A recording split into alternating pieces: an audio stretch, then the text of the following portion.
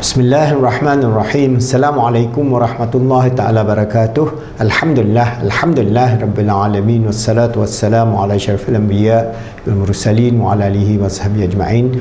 Alhamdulillah, all praise be to Allah who give us the opportunity to continue our work in da'wah and also to develop our post-Islamic psychology model and our training program, free life coach training program, which inshallah our intention is over the next 10 years to train 12,000 life coaches all over the world to serve the ummah at their mosques, NGO, universities, clubs, and so on.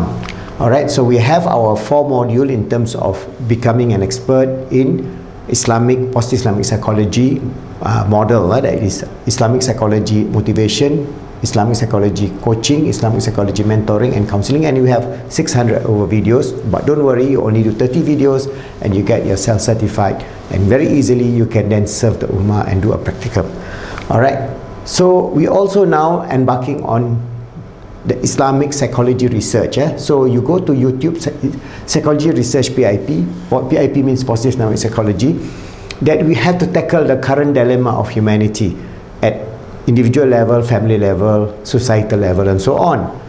And we are emphasizing our research on consciousness, mind-body relationship, heart-based cult research, positive Islamic cognitive behavior therapy, spiritual, emotional, mental integration research, and positive Islamic psychology research overall. So what does Islamic psychology, positive Islamic psychology entails? As the word says, we try to be positive as much as we can within the challenges and the framework of this dunya. And the psychology that we try to bring is a balance, a just balance of being a true and sincere servant of Allah, His steward, His Khalifa on this earth, and expressing our fullness of Iman and Islam and Ihsan. So what we are doing now is now talking about the self, the family, and societal and global. So now I'm talking about the existential threat to human existence. That means all of us. At the self level, we know that if, for example, the global level is imbalanced, then we will have trouble, because Allah tells us in many verses of the Quran that He has created everything in balance. The world, the ecology, the animals, the birds, the bee, and everything is within a just balance. If we upset that balance, we destroy this earth. So we are now at a critical juncture of human existence, alright? Because at the global level, we have this denial of what is going to happen to us within the next 30 years. Wallahu alam, many scientists, climate experts have mentioned this over and over again, and there is a prediction. For example, the famous environmentalist, elderly now, David Suzuki, world famous environmentalist, says it is very, very late. It's not too late, but very, very, very, very late. He says that 90%, 95% chance by the year 2050, which is 30 years away from now, we will have a complete disintegration of our human civilization. That means civilization as we know today will disintegrate because of many factors.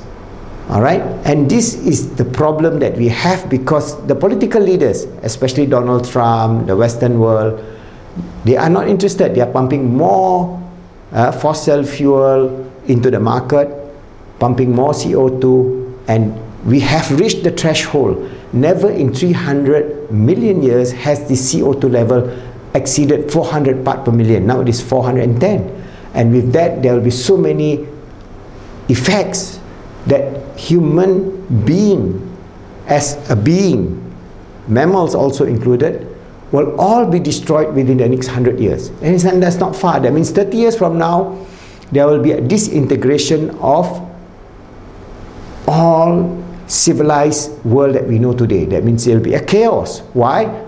Sea level would have risen 10 to 20 feet. All the coastal cities will be down, whether it is Calcutta, whether it is New York, whether it is Kuala Lumpur, whether it is Singapore, whether it is Shanghai, all will be underwater. And we have this climate change in which the temperature, if it rises more than 2 degrees, the IPCC says, okay, we should not allow it to 2 degrees, but the projection is such, because of the release of methane gas, which is 100 times more potent than CO2 from the Arctic Sea, the hydrate, methane hydrate, and as well as from the permafrost, the temperature will exceed more than 5 degrees. If that happened, then all life on Earth, all mammalian life on Earth will be gone. And that can happen within 100 years. So between 2050 to 2100, if we are not taking action now, all of the mammals will be will completely disappear, because now we are going to the 6th mass extinction, in which species are disappearing from this planet Earth at the rate of 200 species a day. They are disappearing. All right, and when they disappear, we have a collapse of the food crop. When the temperature change, we have a collapse of the food crop, especially the grain, the corn, and so on, and there will be no food. So how are we going to live? There will be no insects. They will be only left with fungi and some bacteria and whatever it is, but that is not enough to have the full cycle of enriching the soil so that we can grow food to feed our 7 billion more human beings on this earth. So, as a Muslim, we must be positive. We know that the existential threat at the societal and global level will affect our family and self. That means if we have political leaders who deny climate change, who deny temperature rise of this global, and who's not taking action, palm more oil, palm more coal, palm more anything and everything, let us all go over the cliff and kill ourselves. That is their mentality. They know. I'm sure their political leaders, their environmental consultants and advisors know what is happening. But we are not taking proactive action to change the cause of this disaster. So as Muslims, we must be positive. So how we are going to change the cause of this disaster? Reduce our footprint, plant more trees, live in small communities, practice permaculture, which is in our book. Chapter 10 is how we're going to create small community of permaculture, which will be self-sufficient, living in accordance with the law of nature that Allah has ordained, and try to change the inevitable cause of human disaster or environmental disaster that will destroy every mammal on this earth. We are the top chain. We are the steward of this earth, and we are bringing every other animals and species on this earth to a disaster through climate change. So what I want to do is to show you a video by Noam Chomsky, a humanitarian, a dissident, human rights activist. Okay, he's a professor from Harvard and MIT and so on, and he is talking about this denial syndrome. But we Muslims, please take proactive action to shape our life in a way that is pleasing to Allah subhanahu wa ta'ala, to be His steward, to be His Khalifa on this earth, always striving to make ourselves good, help others to be good, and make the world good, so that all beings on this earth can live in a beautiful earth, pleasing to Allah subhanahu wa ta'ala. We hope that we can do that, but we only have 30 years.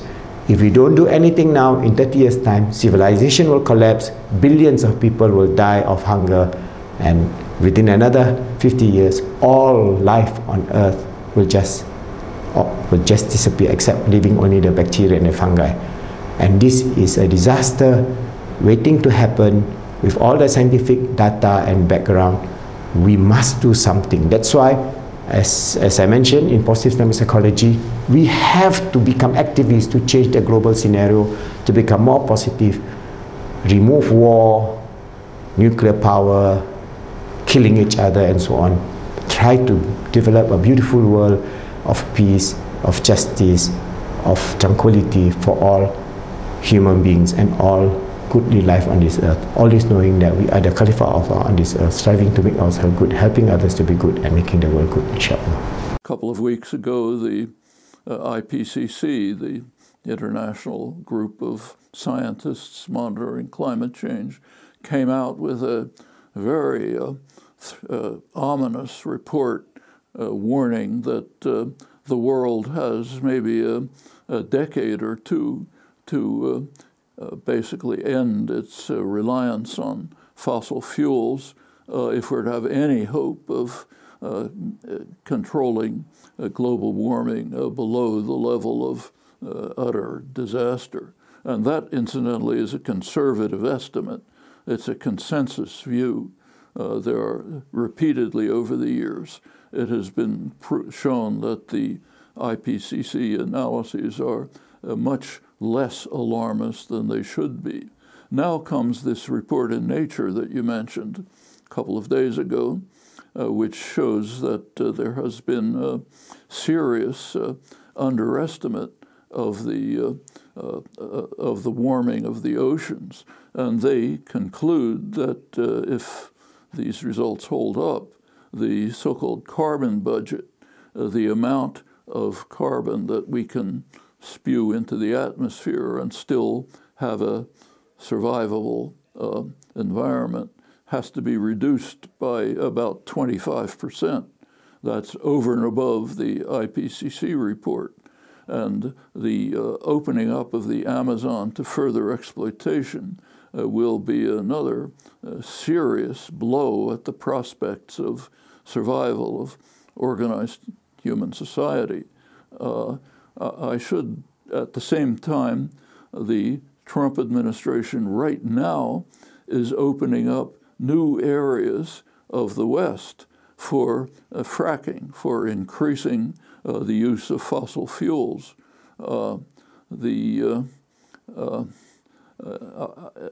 You've probably seen, maybe discussed, one of the most amazing documents I have ever seen. The Trump Department of Highway Standards, whatever it's called, just issued a long report, 100-page report, urging that all regulations on automotive emissions should be ended. And they had a very logical argument. They said if we extrapolate current trends, by the end of the century, the climate will have warmed several degrees centigrade, meaning a huge rise in sea level, which they underestimate. So basically, we're going over the cliff anyway, and automotive emissions don't really add much to this, so there's no point cutting them back. The assumption of the department is that everyone in the world is as criminally insane as we are and isn't going to do anything about it. And since on that assumption, yeah, let's just rob while the planet burns, putting Nero into the shade. He only fiddled while Rome burned. I can't think of anything like this in human history. You just can't find words to describe it. And it's, I mean, at the peak of the monstrosity is, in fact, the Trump administration. Now, we should recall that Trump himself, as I mentioned, is a firm believer in global warming. Recently, he applied to the government of Ireland for permission to build a huge wall, one of his famous walls, this one to protect a golf course of his in Ireland, which, as his plea indicates, is threatened by sea level rise as a result of global warming. You take a look at the big banks, J.P. Morgan Chase and the others. They're increasing their investments in fossil fuel development. The energy corporations are working all over the world to try to find new resources to destroy the environment. The media are focusing on real outrages like the ludicrous military preparation for this wave of mothers and children planning to invade us and destroy us. They're concentrating on that. But take a look at their coverage of these things. So there was a big report, long front page report in the New York Times a couple of days ago about the opening up of the West to further fossil fuel extraction. Discussed everything you can think of, did mention some of the negative consequences, like it might harm water resources, it might make things harder for ranchers. Not one phrase in this long report on the effect on the environment. In the political campaign going on. All kinds of issues are not discussed, but not the two existential threats that the human beings face, threats that have never arisen in human history. We have to make decisions now which will literally determine whether organized human life can survive in any decent form. You can just imagine what the world would be like if the sea level rises, say, 10 or 20 feet or even higher, is within the range, easily within the range of predictions. I mean, the consequences are unimaginable, but it's as if we're kind of like the proverbial lemmings, just happily marching off the cliff, led by leaders who understand very well what they're doing, but are so dedicated to enriching themselves and their friends in the near future that it simply doesn't matter what happens to the human species. There's nothing like this in all of human history. There have been plenty of monsters in the past, plenty of them, but you can't find one who was dedicated with passion to destroying the prospects for organized human life. Hitler was horrible enough, but not that. The world-renowned professor, linguist, and dissident Noam Chomsky. When we return with him in a moment, he'll talk about the Pittsburgh synagogue attack, the crisis in Gaza, and the U.S.-backed Saudi war in Yemen. Stay with us.